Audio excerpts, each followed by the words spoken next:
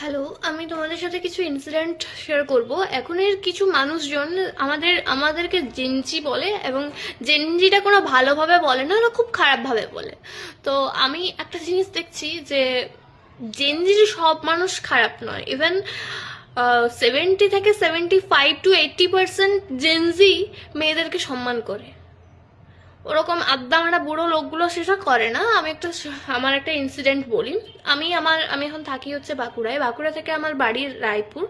আমি 4টের বাসটাতে গিয়েছিলাম। আমার বাড়ি যেতে 2 ঘন্টা সময় লাগে, 2 থেকে আড়াই ঘন্টা সময় লাগে। তো আমার কলেজের কিছু কাজ থাকে, তো এইসব কারণে আমি লেট করে ফেলি। আমি বেশিরভাগ টাইমে 4টের বাসটাতে যাই। আর ওটাই যেহেতু লাস্ট বাস, প্রচুর ভিড় হয়, তো আমি যেহেতু বাস স্ট্যান্ড চলে যাই, যেহেতু সিট পাবো একটা, যাই। তো ওই বাসটা তালডাংরা পেরোনোর পর, কিংবা রতনপুর নয়, ওই কিছু সিমলাপাল পর্যন্ত পেরোনোর পর পর্যন্ত মানে ফাঁকা হয়ে যায়, প্রায় ফাঁকা হয়ে যায়। তো সেদিনই হচ্ছে ফাঁকা হয়ে গিয়েছিল বাসটা। খুব ফাঁকা নয়, প্রত্যেকটা সিটে মানুষ বসেছিল, কেউ দাঁড়িয়ে ছিল না। ইভেন 3 থেকে 4টা সিট ফাঁকা ছিল। আমি বসেছিলাম জানলার পাশের সিটে, আর আমার পাশে একটা সিট ফাঁকা আছে, তার আগের সিটটাও ফাঁকা আছে, তার আগের সিটও ফাঁকা আছে।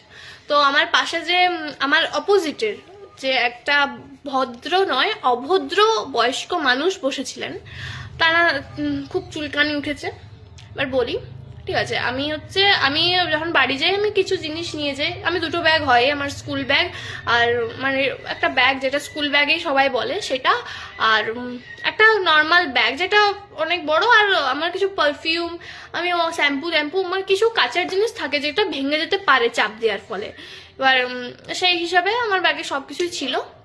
একটা অভদ্র ওই বয়স্ক লোকটা এসছে, এসে পর আমাকে বলছে, আমি ব্যাগটা দেখেছি যেহেতু আমার পাশের সিটটা ফাঁকা আছে, যতক্ষণ মানুষ বসেছিল আমি ব্যাগটা অ্যাডজাস্ট করে নিচে কোলে রেখে দিয়েছিলাম। তো যেখানে দেখছি উঠে গেছে, প্রায় অনেক সিট ফাঁকা আছে, তো আমি সেখানে ব্যাগটা রাখি।